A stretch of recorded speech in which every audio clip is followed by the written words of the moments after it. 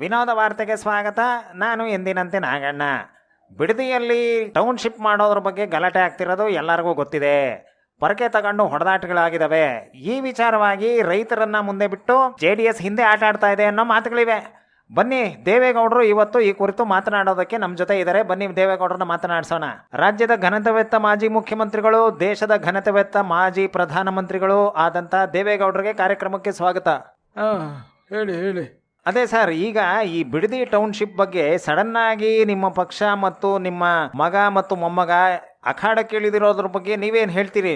ನೋಡಿ, ಈ ಮಾಧ್ಯಮಗಳು ವೃಥ ನಮ್ಮ ಹೋರಾಟದ ದಿಕ್ಕು ತಪ್ಪಿಸೋದಕ್ಕೆ ಪ್ರಯತ್ನ ಮಾಡ್ತಿದ್ದಾವೆ. ಯಾರಲ್ಲಿ ದಿಕ್ಕು ತಪ್ಪಿಸೋ ಪ್ರಯತ್ನ ಮಾಡ್ತಿದ್ದಾವೆ ಅಂತ ಹೇಳೋದಕ್ಕೆ ಬಯಸ್ತೀನಿ. ಇನ್ನೊಂದು ವಿಷಯ, ಅಲ್ಲ ದೇವೇಗೌಡ್ರೆ, ಇಲ್ಲ, ನಾನು ಹೇಳೋದನ್ನ ಸ್ವಲ್ಪ ಕೇಳಿ ದಯಮಾಡಿ. ಹೇಳಿ ಸರ್. ನೋಡಿ, ರೈತರ ಹೋರಾಟಕ್ಕೆ ಬೆಂಬಲ ಸೂಚಿಸೋದು, ಅದನ್ನು ಮುಂದುವರಿಸೋದು, ಅದನ್ನು ಗುರಿ ತಲುಪಿಸೋ ಕೆಲಸವನ್ನ JDS ಮಾಡ್ತಾ ಬಂದಿದೆ. ಇದರಲ್ಲಿ ಯಾವುದೇ ಎರಡು ಮಾತಿಲ್ಲ. ಒಪ್ತೀರಾ?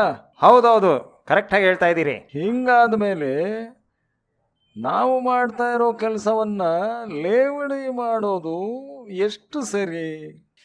ದೇವೇಗೌಡರು ಹಾಗೆಲ್ಲ ತಪ್ಪು ತಿಳ್ಕೊಬಾರ್ದು. ಯಾರೂ ಲೇವಡಿ ಮಾಡ್ತಿಲ್ಲ. ಕೇಳ್ತಾ ಇರೋದಿಷ್ಟೇ, ಕುಮಾರಸ್ವಾಮಿ ಅವರ ಪೀರಿಯಡ್ನಲ್ಲೇ ಇಲ್ಲಿ ನೋಟಿಫಿಕೇಶನ್ ಆಗಿತ್ತು, ಇಲ್ಲಿ ಮೆಗಾ ಸಿಟಿ ಮಾಡಬೇಕು ಅಂತಿದ್ರು.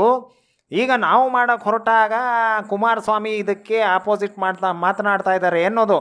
ನೋಡಿ, ಆವತ್ತಿನ ಪರಿಸ್ಥಿತಿ ಬೇರೆ, ಇವತ್ತಿನ ಪರಿಸ್ಥಿತಿ ಹಾಗಲ್ಲ. ಅವತ್ತಿಗೆ ಜಮೀನಿಗೆ ಈಗಿರತಕ್ಕಂಥ ಯಾವುದೇ ವ್ಯಾಲ್ಯೂ ಅಥವಾ ಬೆಲೆ ಇರಲಿಲ್ಲ. ಇವತ್ತಿಗೆ ಅದರ ಬೆಲೆ ಗಗನಕ್ಕೇರಿದೆ. ಒಪ್ತೀರಾ? ಹೌದು, ನೀವು ಹೇಳ್ತಿರೋದು ಕರೆಕ್ಟು. ಹಾಗಾಗಿ ಇಲ್ಲಿ ರಾಜಕೀಯಕ್ಕಿಂತ ಜನರ ಹಿತಕ್ಕಿಂತ ದುರಾಸೆ ಕೆಲಸ ಮಾಡ್ತಿದೆ ಅನ್ನೋದು ನನ್ನ ಅಭಿಪ್ರಾಯ. ಮೇಲ್ನೋಟಕ್ಕೆ ಇದು ಕಾಣ್ತಾ ಇದೆ. ಆಮೇಲೆ ನಿಮ್ಮ ಮೊಮ್ಮಗ ಇಲ್ಲಿ ಒಂದು ನಿಮಿಷ ದಯಮಾಡಿ ತಾವು ಮಾತು ಕೇಳಬೇಕು.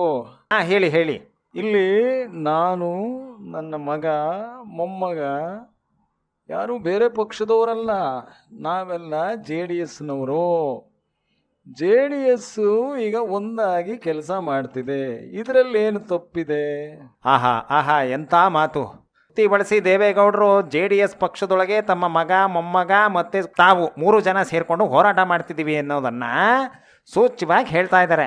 ಇಲ್ಲಿಗೆ ಎಲ್ಲ ನಿಮಗೆ ಅರ್ಥ ಆಯಿತು ಅಂತ ತಿಳ್ಕೊತೀನಿ. ಇವತ್ತಿಗೆ ಈ ವಿನೋದ ವಾರ್ತೆ ಮುಗಿಯಿತು.